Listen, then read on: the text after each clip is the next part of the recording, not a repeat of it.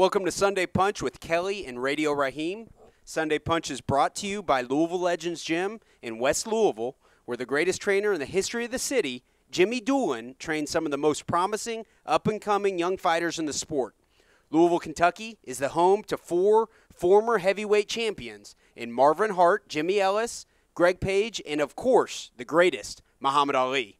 Our audience has been requesting a boxing show for quite some time, and we are bringing that to you. We're going to discuss the big fights, the big fighters, and all the top stories. We have access to Max Boxing's, Radio Rahim's pre- and post-fight interviews, which will lead to some great discussion. A great way to find the interviews is to do a Facebook search for the first name is Radio Rahim, the last name is Max Boxing. Interviews ranging from Mike Tyson to Floyd Mayweather and everywhere in between. Obviously, coming off of last night's big fight, the rematch of Rios and Alvarado was decided in a decision in favor of Rios. What did you think of the decision, Rahim, and was it as great of a fight as it is being heralded as? Well, the fight did not disappoint. First of all, it was a decision, and Mike Alvarado actually won the decision by 2 points on one judge's scorecard and 1 point on the other scorecard. And I did agree with the decision. I thought that what was missing from the pre-fight analysis from a lot of people was the acknowledgement that Mike Alvarado is a smarter fighter than people were giving him credit for. In the pre-fight, I never predict, so that it makes it a lot easier for me afterwards to say I always knew it all along. But if you watch some of the clips from my pre-fight interviews, I did ask the question, do you think to Rios that Mike is going to give you the same look? And are you making adjustments? Because the fight game is all about adjustments. They say styles make fights. Well, the next layer to that is adjusting your style to what's in front of you is what makes the fight yours. So when I saw that Rios was not looking to adjust, and I thought that Mike Alvarado could have fought a smarter fight in the first fight and knew that he's a smart enough fighter to know that a simple adjustment like moving his feet, staying outside a little bit more, jabbing, working off the jab could change the fight and keep him out of such harm's way that got him stopped in the first fight. I started to ask the players, the fighter and his trainer, were they intending to make an adjustment or were they in the camp looking for ways to make the fight easier? So in this first clip, I want you to see how Brandon Rios responds to me posing to him what I thought was an obvious question: what adjustments would you be making to make this fight a little easier? Opportunity, or at least the ability to be a boxer. You're a come-forward slugger. If he decides to box and not stand toe-to-toe like he did the first time, are you preparing for that? I'm preparing for everything he brings, but you know what? He's a warrior. All his fights, he's always fought. He never boxed. So how are you going to change your tactics to be a boxer when you're not a boxer? Maybe the first 2 or 3 rounds he might keep me on the outside, try to keep me at bay, but after that, once you get touched, once you feel the pressure, you're going to come out and do one thing only, and that's the fight, and what you know what to do best. So that's what he's going to do. Now,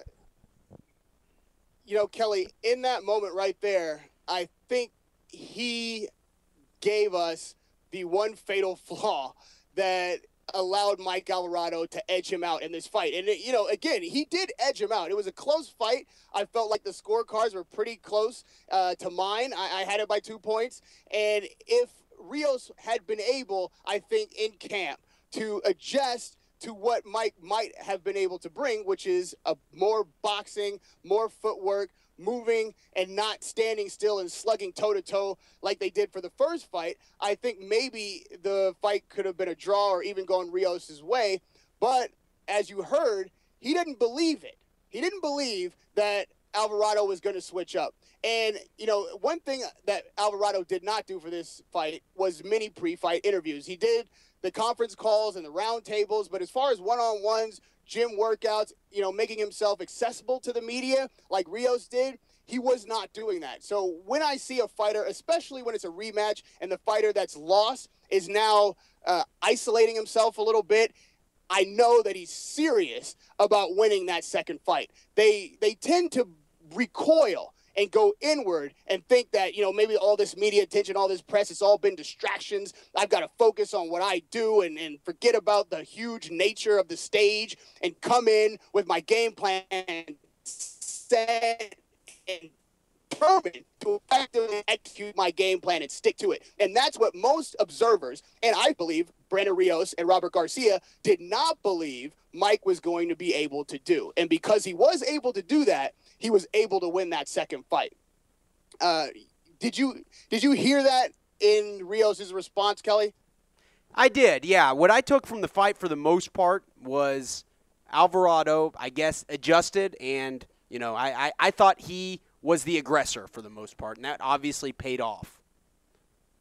The thing about Brandon Rios is he's always coming forward. The whole fight, no matter what you hit him with, no matter how hard shot it is, how many other guys would have been stopped, knocked down, quit after taking a shot like you can see Brandon Rios take, he is still taking that next step forward. So in doing that, I think that Alvarado had really no choice but to either decide to plant his feet and slug it out, which was not effective for him in the first fight, or at least ultimately did not get him the victory, or be disciplined enough to be able to step back and keep punching. And if you saw this fight from round to round to round, you would see a progression of Mike Alvarado not just coming in with a game plan, which I thought was the right game plan, but in moments being able to stick to it when it would have been easier to go toe-to-toe. But most importantly, I think he was best and most effective towards the end of the fight. Even in the 12th round, I thought, personally, was his best round. Because in the 12th, he was able to move while punching. And it took him the whole fight to figure out exactly how to accomplish that against Rios. So if you were to watch the fight as a storyline, if you will, what I most was affected by was watching Mike Alvarado figure it out. I saw him come in with the right game plan. I saw him trying to execute the right strategy. I saw him when he was in trouble, trying to refocus on the game plan and not get away from the strategy that he came in with. But most importantly, I saw him gradually figuring it out. And I would say after the 7th round, he started to run away with the fight because of that, because he learned during the fight and was willing to accept what he was learning and put it to good use. Now, if there's a knock on Brandon Rios, and this is a knock not in the sense that to take anything away from what he does, because up until this point, he's been, undefeated.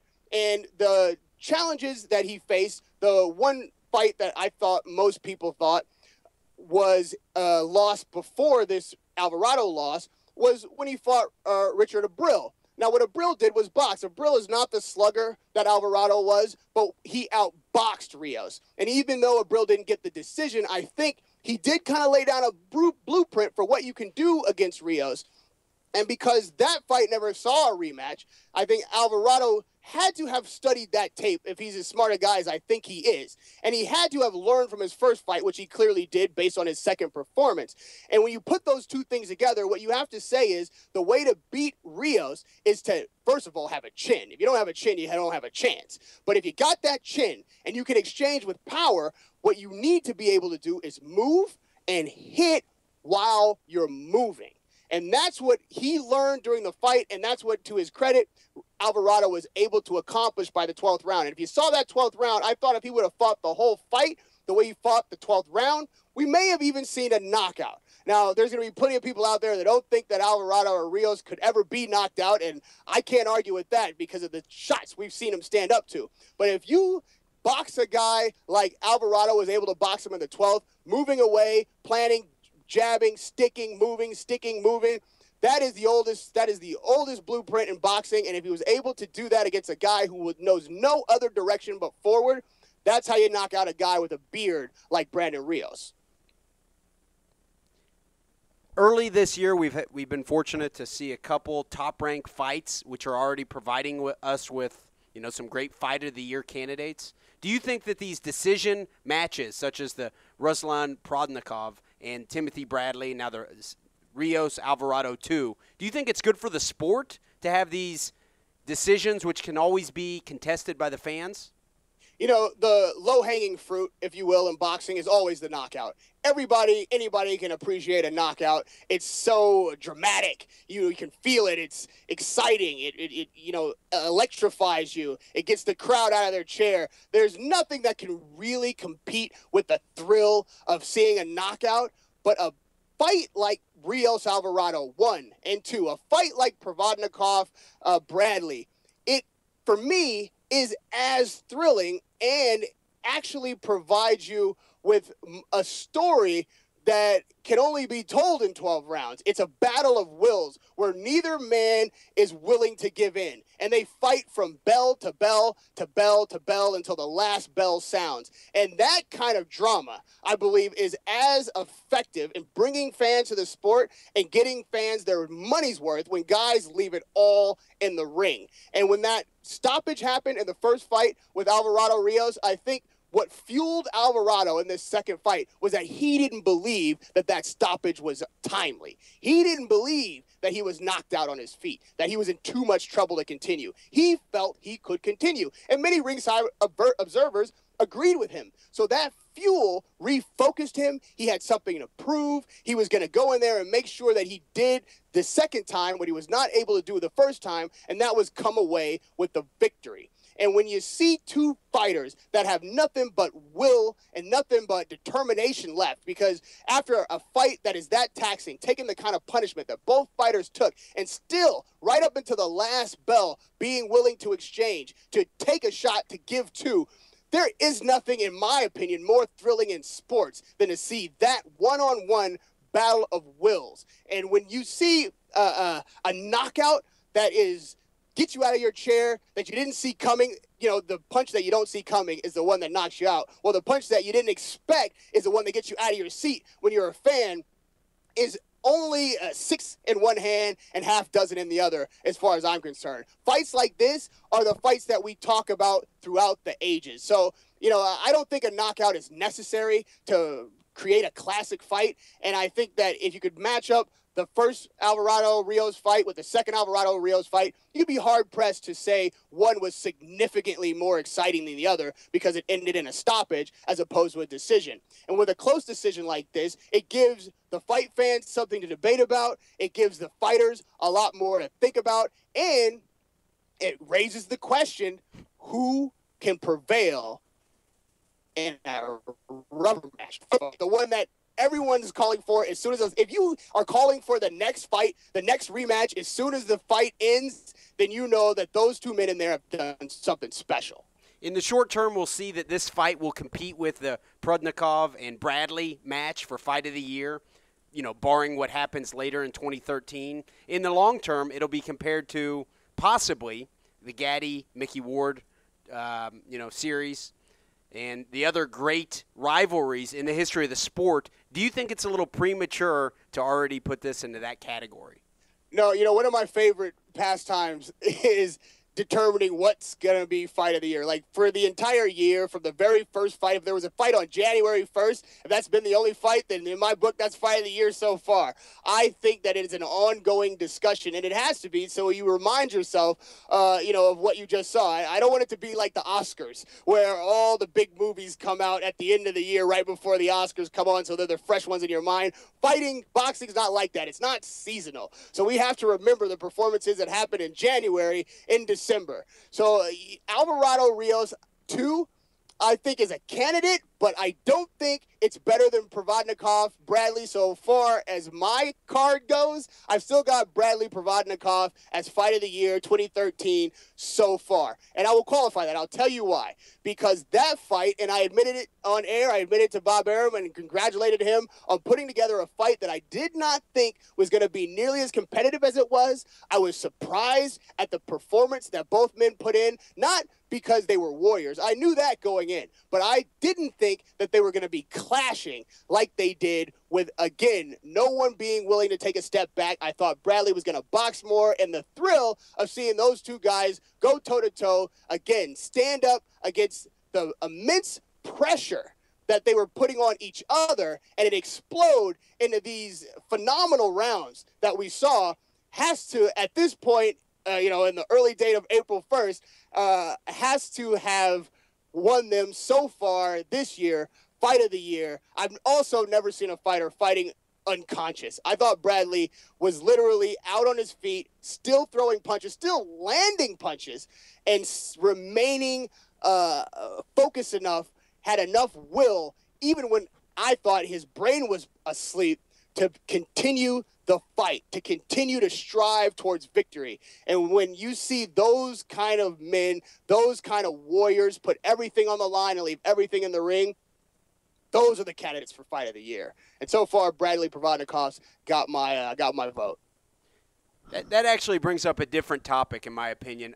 Both the Bradley and Provodnikov, however you say his name, that fight, and Rios Alvarado too, seem to be, two fighters just making punching bags out of each other's heads. That can't be good for you. Does it make for good ratings? Yes. Does it keep the fans of the sport happy? Yes. Is there anything to that? Is that becoming the theme of what fans want?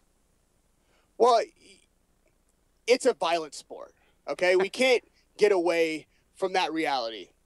It's a violent sport. I don't think that these guys were punching bags. I think that they were fighters willing to exchange to get the victory. Now, again, I expected, I think as many analysts did, for Bradley to box a little bit more, not be willing to slug as much. But I will confess to being, guilty of this, as are, again, many fight fans. When you see a guy who shies away from danger and depends on his boxing ability to stay out of harm's way, it's an effective strategy, but it's not a crowd-pleasing strategy. People start to ask, well, can you get the knockouts? Because oftentimes, at this level of the sport, those kind of strategies don't bring knockouts. And knockouts bring ticket sales, and ticket sales make you a star. And even though Bradley didn't get the knockout, his attempt to get the knockout, his willing to risk being knocked out to acquire that knockout, is what the fans really want to see, even more than the knockout itself. They want to see you putting it on the line. Now, if I can use a clip from the Rios Alvarado pre-fight to give you an example of how trainers even can get sucked into this, because I thought that Robert Garcia, being Brandon Rios' trainer, had more of a responsibility to keep his fighter a bit more out of harm's way and make the second fight easier than the first. And especially when you're the winner, then you've obviously figured out at least one way to beat the guy. So I think it's incumbent upon your trainer the second time around to make it a little bit easier to fight him the second time. So check out this clip and see Robert Garcia's approach to much the same question that I put to Brandon Rios. Does the same thing every time because he wants to. He tells me that that's the way he fights and he ain't going to change it.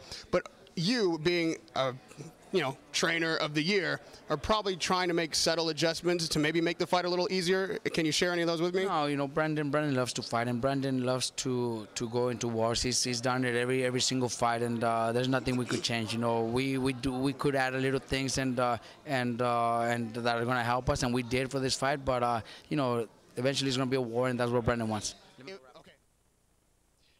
You see, Kelly, I take issue with that. I take issue with that because there's the school of thought that, hey, if your fighter is one-dimensional, if you got a guy that only can fight one way, then it's incumbent upon you as a trainer to teach him elements of the game that can make that an effective strategy, and you have to add to his arsenal.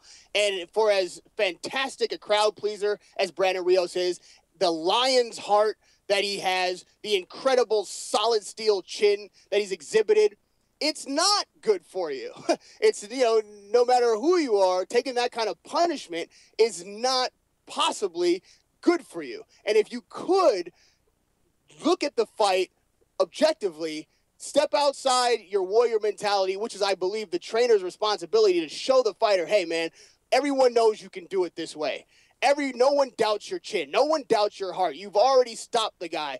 This time, let's go out there and fight a little smarter. I'm not in the school that believes that Brandon Rios is so one-dimensional that he can't fight a different way. I think that the two clips that we've shown exhibit that neither him nor his trainer think it's necessary for him to learn to fight a slight bit different way or to make adjustments. And I think it's not because they didn't believe that he could. I think Robert Garcia believes in Brandon Rios' ability to be versatile. I believe that Brandon Rios, if taught differently, would do differently. I think their fatal mistake in this fight was to believe that Mike Alvarado couldn't and wouldn't, and depend on the fact that in their minds, he was going to come in and resort to what he knew best, and that's straight middle of the ring, feet planted, exchanging warfare, and they knew that they could win that fight. And when he gave them a different look, they didn't have an adjustment to make so that they could be successful and be successful in a way in which they did not have to utilize in the first fight. And another thing, Kelly, when you ask, is it wise? Is it wise, to take that kind of punishment? Is it good for them? Well, physically, it's not. It's definitely good for the sport. But the question remains, after two fights that are so violent, after two fights where both fighters, win or lose, took so much punishment, how long should we wait for a third fight? Is a third fight necessary? Well, you heard Michael Buffer when he was reading the scorecards from the judges say, well, I guess there's got to be a rubber match. You saw Brandon Rios holding up the three fingers as soon as the score was read. He even interrupted Alvarado's interview to insist on getting a rematch or a third fight because he had given Alvarado a second fight. Listen to Bob Arum when I discussed, again, before this fight, what would be the possibility of seeing a rubber match if indeed Alvarado wins the second fight. I don't think Manny should take any tune-ups. He can fight one to three guys. Timothy Bradley, Juan Manuel Marquez, and the winner of Rios Alvarado. Those aren't tune-up fights, any of them. So who would make that decision? Or is it? Has Pacquiao given you the preference? No, not yet. We haven't seen Rios Alvarado. Let's watch that next Saturday. Well, speaking about Rios Alvarado, obviously that is one explosive matchup. If that match were to go the other way this time, with Alvarado winning, would a rubber match be in the cards? I don't know. Let's see the fight first. One fight at a time. These guys have a lot of possibilities, a lot of opponents, a lot of options. So we're going to see. Who knows if Rios fights Manny or if Rios fights Bradley. If he wins the fight, Alvarado can fight Provodnikov. There are a lot of mixes and matches. Say what you want about Bob Arum. My hat goes off to him for continuing to do interviews. He doesn't look like he's always having the best time, but he does participate in them. You got to appreciate that. At this point in the year, it looks like, HBO and Top Rank, they've had the two biggest fights. Is Bob Arum winning this year? Well, he's winning this year so far, to be sure. There's a lot of year left. But when listening to a promoter, you have to be listening between the lines, if you will. The takeaway from that interview is that he started to name fighters that each individual in this fight, being Rios and Alvarado, could fight other than each other. And there's a little breaking news here. Bob Arum has now said that there won't be an immediate third match. And here's why. It had nothing to do with whether or not the fight was close or whether or not Michael Buffer and the whole auditorium at the Mandalay Bay thought that there should be a third fight, whether or not Brandon Rios and Mike Alvarado are ready to fight 12 more rounds that night. No, it had everything to do with the fact that both of these guys raised their value and notoriety. So what a promoter thinks is that now I've got two bubbling stars here. Now I've got two entities. Why throw them in the ring together again and get two birds in the same ring and only get one stone out of them, or a gold shilling, if you will, whereas I could put them each in different fights and work off of the popularity of their rematch. And instead of giving us a third fight, which is what fans are going to be calling for, he's going to put Rios with a different fighter. He's going to put Alvarado with a different fighter. And those things, I think, are the ways that boxing kind of veers off the track. I think, in my opinion, that Rios is going to end up fighting Pacquiao. He tipped his hand to that. Bob Arum did a little bit before the fight, and he says, hey, if Alvarado wins, he can fight Provodnikov. Well, what would be a bigger fight than Rios Alvarado 3, as close as the first 2 fights were, as exciting as they both were, the first being a fight of the year and the second being a candidate so far for fight of the year? Well, in a promoter's mind, what I've got now is 2 medium cards that I can now make main events because these guys showed their mettle in the rematch. So, why put all of my eggs in a basket for a third fight when I could separate those eggs and multiply them in other baskets by making 2 separate fights and making you wait for the third fight? Whether or not that's good for boxing, it can be debated by the fans. But I mean to tell you, when you listen to a promoter speak, you got to listen for those catchwords. You got to listen for what they're saying will happen in the future before they know. He said, let's wait for the fight to be over, but he's clearly hasn't waited. He already had in his mind what if the second fight was as exciting as the first, what he was going to do. And right in that moment, he tipped his hand as to what it is, and it is exactly what he's announced that he intends to do. You mentioned Manny Pacquiao. Manny Pacquiao has been involved in a lot of talk, as he always is, within the world of sports, not just the boxing fans. He's spoke with, some different people. He spoke with you. He got to speak a little bit in this clip about his relationship with God. What comes first? Is it more important to you to be a champion in the ring or a champion of God outside of the ring? Well, for me now, it's serving people, serving God and obey His commandments. That's the most important thing. Well, Bob claims that Manny Pacquiao gives him a list of opponents, and then he narrows that list down. He gives it back to Pacquiao, and Pacquiao makes the final decision. And in recent fights, Pacquiao, as you've noted, has been leaning a bit on the question of who he believes God wants him to fight.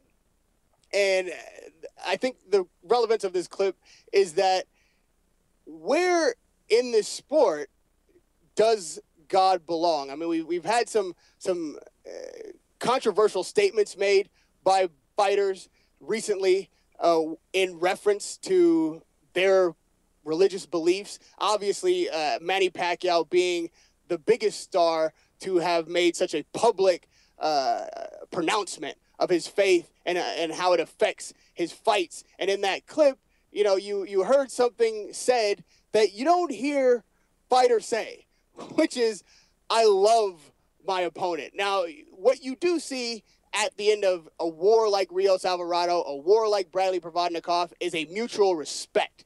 And everyone understands that. That's universal. After hitting a guy with your best shot and taking his best shot and having every intention to do as much harm to that man as you possibly can for as long as it takes to put him out. And then immediately when you hear that last bell sound, you walk across the ring, you give him a hug, you show him respect, you show his corner respect, and it's all in the sport, and it's all, shows that this was never personal, but there's a mutual respect for what that man was willing to put on the line and leaving the ring, and the same for you. You don't hear a guy say after the fight, I love you. I love him. And for Pacquiao to be so on the forefront with that, I think it's to some degree changed the conversation. It's given other guys, other fighters, I think more courage to come out and discuss their faith. But then, the question is how much of that should be in the forefront? How much of that has to do with what you do in the ring, and is it a contradiction? I don't proclaim to be some religious scholar or to be passing judgment in any way on someone who wants to put their faith forward, but I think in this sport, it's not as common as it is, to see a touchdown scored and a guy point to the heavens, or to say that, God's behind my team, my God wants my team to win. I think that recently in boxing, guys have been more comfortable and expressing their faith. And not only Manny Pacquiao being one of the most fanfared fighters of our era, but the current, some believe, pound for pound best fighter in the ring. Andre Ward, from the beginning, has had his faith out forward. His nickname is Son of God. And, you know, he's beginning to catch some flack for that. So I had to put to him after the Rios Alvarado rematch, actually, I caught up with him at the press conference, and this question was on my mind. So I asked him about his faith and how it affects his approach to the sport. And in this clip, you'll hear his perspective. For the religious side, your nickname is Son of God. Obviously, you've mentioned your religion a couple times, even in this interview.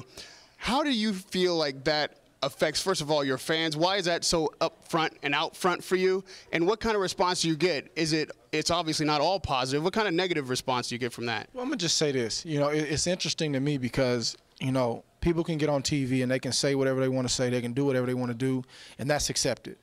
But when a person says God or Jesus or they talk about their relationship with God, all of a sudden it's offensive. But what people have to understand is some of the other stuff is offensive to other people. And I'm not obnoxious with my faith, but you have to understand that my relationship with God, I'm not throwing it in anybody's face. That's my story. And that's how I got to this point and overcame tough times in my life, and I'm able to stand up and deal with some of the things I deal with to this day. So that's my story. Some like it, some don't, but that comes with the territory. But I feel if guys can get on TV and cuss and act crazy and do certain things, and you ask me, how did you do that? I can say, man, I thank God for giving me the strength to do it. If that's offensive, then I don't know what to tell you.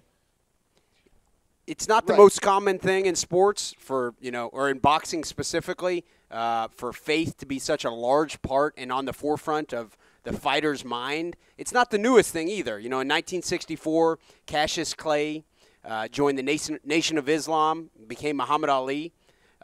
Still, he didn't have that completely woven into the fabric of who he really is inside of the ring and involved it into his fighting as much as guys like Manny Pacquiao have, like Andre Ward has also. I mean, is that kind of the direction of what the marketing goes within the sport, or is it really unique to these guys? You know, I still think it's unique to all three of the guys that you mentioned, Ali, Pacquiao, Ward. They are the exception, not the rule. And I would say that it's becoming more accepted, more pervasive in fighters. I'm seeing more of it, but the vast majority, you don't see that. And I think you see it less in boxing than in any other sport. I don't have an explanation as to why that is, but I would say ratio-wise, when I'm watching other sports, and I see a lot more reference to faith and God than I do in boxing in general. And what I would like to put to the fans, I would like to know what you think the place of sports and religion is in sports, I should say. Because, personally, I'm fine with it. I think that without that element of Muhammad Ali's career, without him taking that religious, but what also ultimately was a social stance as well, we wouldn't revere him in the way that we did. He was a man in unusual times that had to endure the type of discrimination and the type of atmosphere that today we couldn't imagine. So to stand up against that kind of adversity, to stand on principle, and that principle be founded in his faith, and then to deal with the consequences and be willing to persevere, come through, and still regain the heavyweight championship of the world, and without apologizing, unapologetically being, a strong man of faith and social principle, and standing on that when, the country for a time was against him, ultimately elevated him to being the most adored athlete in sports history. So these other examples that we have obviously are not faced with that kind of adversity, have not reached that pinnacle of success. But the question I think for the fans is, do you think that it is a proper platform, a proper place to express your faith in sports, in the ring, post-fight, to make that a part of who you are? Even if it is a part of who you are at home, should that be a part of who you are in the public? I'd love to hear your thoughts on that. And I think that it's also going to be a relevant issue, not just in the general distant future, but in the immediate future. We have a huge fight coming up on May 4th in Las Vegas with Floyd Mayweather Jr. fighting Robert Guerrero And I've interviewed Robert Guerrero many times in the past. We've seen him beat Andre Berto as an underdog. I saw him get this Mayweather fight when it was, questionable whether or not he would ever be able to accomplish getting that contract signed, and he ultimately did. But once he did, and now he's doing press for this fight, he seemed to have taken a very public and, as far as I'm concerned, unexpected turn towards religion and put his religion out front to the extent that he appeared on the Pat Robertson show. And Pat Robertson has a 700 Club. It's on a Christian network. And I don't think that there's any inherent controversy in going on a religious show. Guys go to church. They, pray in the ring. But this particular show, 700 Club, and this particular preacher, Pat Robertson, is controversial. He said controversial things, on a myriad of subjects.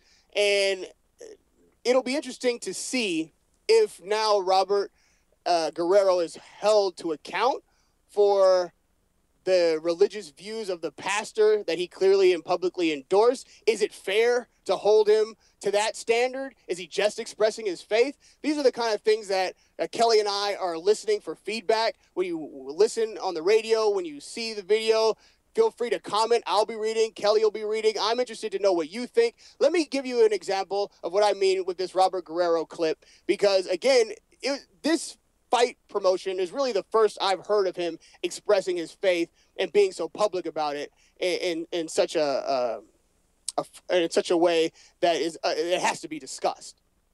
The one thing with Floyd Mayweather is, it's more of a, being mentally strong going into the ring with him. He's the type of guy that likes to, talk a lot of trash and try to break you down and try to get into your head. So, one of our main arsenals is prayer. You believe in prayer, it's powerful. Now, has there ever been a time? I've never heard that before, Kelly. I've never heard that before. I mean, I've been in many a locker room where a prayer is said before they take the walk. Many ringside where a guy is in the corner and does a little prayer.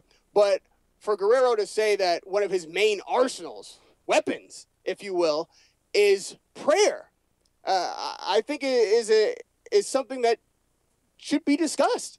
And whether or not, again, faith is private and personal, and you have to give a guy all the room in the world to believe what he believes, and it's above criticism? Or is it fair when you go to a place like the 700 Club and sit down with a guy like Pat Robertson with all the views he's expressed over the decades, many of which are very controversial?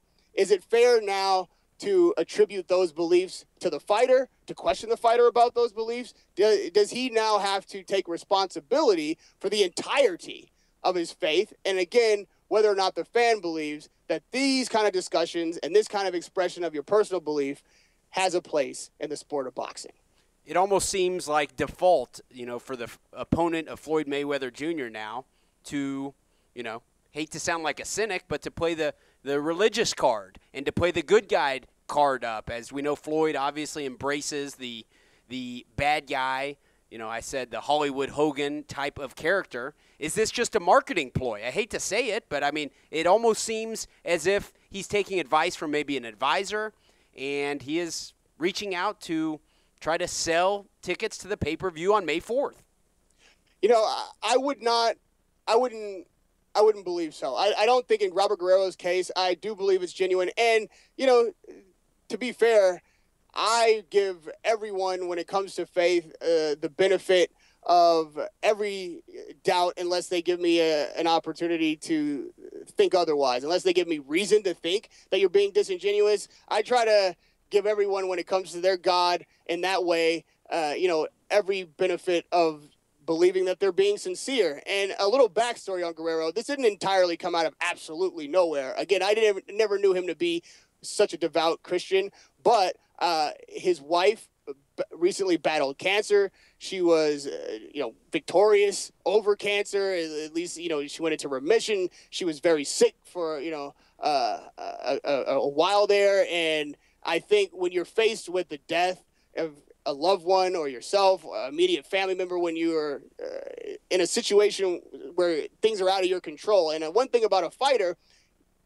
they live their life being in control when that bell rings. Like, that's the whole point. That's what the whole struggle is about, imposing your will, being in control, dominating. So when you find yourself outside the ring, facing a situation with someone that you love, a child, a wife, a spouse, a parent, and there's an element that needs to be fought, but it's a fight you can't fight for them, and you can't control the circumstances, I think that it's natural to depend on something intangible, depend on something outside of what you usually depend on, which is your brawn, your smarts, your training. You can't out-train cancer. You can't fight cancer for someone else. You can't control the circumstances. So in that being the circumstance and the context in which Guerrero has, recently exhibited this devout Christian life that he's put forward, I think that we've definitely got to, take for granted that it's genuine and it's sincere. And my only question is not whether or not he's being genuine about it, but how much of that is necessary, proper, a place in boxing for your personal religious faith to be a part of the sport in which, fans of all faiths, all races, colors, creeds, economic situations are going to come and support you. He's going to get a lot of support from Christians, and he'll get a lot of support from people who, identify with his story and his struggle, and people like me who simply can appreciate a guy wanting to, grasp hold to something that makes him feel stronger and makes him feel more in control. And, hopefully he's right about prayer. And obviously his wife has won her fight with cancer. And if prayer is attributable to that success, then great, wonderful. I don't certainly begrudge him any of that. It's the question that I pose is how much of that should remain private, and how much of that you should wear on your sleeve and expect fans to accept that as part of who you are, devoid of criticism. I'll tell you right now that when I interview Guerrero, I'm going to have to ask questions in regard to some of the things that Pat Robertson believes, that Pat Robertson has put forward in the 700 Club. So for you to go there and visit that, are you supporting these views? Do you think that's a fair question? Do you think that that's a fair line of questioning? And is that something that he should have to respond to? These are the things that, I think ultimately are up to the fans. They are the ones who support a guy, who buy tickets, who buy pay-per-view, who purchase HBO and Showtime and cable for ESPN to watch these fighters. And when we put them out front and when they're in the news and this is the thing that they want to put forward, is that something that the fans are accepting of and appreciate? Or is it something that they feel is their own business and should be kept behind closed doors in your personal life? And, hey, we're just here to watch boxing. We're here to hear about the fight in the ring. And, we don't want to hear about your personal faith, regardless to what it is. I'd be interested to find out what the fans think about that for next week. Rahim, it's been a pleasure to join you again on Sunday Punch. I want to thank everybody for tuning in. Please, as Rahim mentioned, leave your comments below. We will read to them. We'll try to address them. And, thank you very much, Rahim. Hey, thank you, Kelly. As always, I appreciate the Louisville, audience. I'm glad you guys have me out there and you're willing to pipe me in from the comforts of my studio in Hollywood. Good luck with the Final Four. I hear you guys are killing it out there. You're tearing up the hardwoods. So hopefully by the time we do this show again, Sunday Punch can also have a little Sunday Dunk segment about how you guys won the Final Four. So good luck out there. And, I always appreciate being a part of the show. Thank you very much.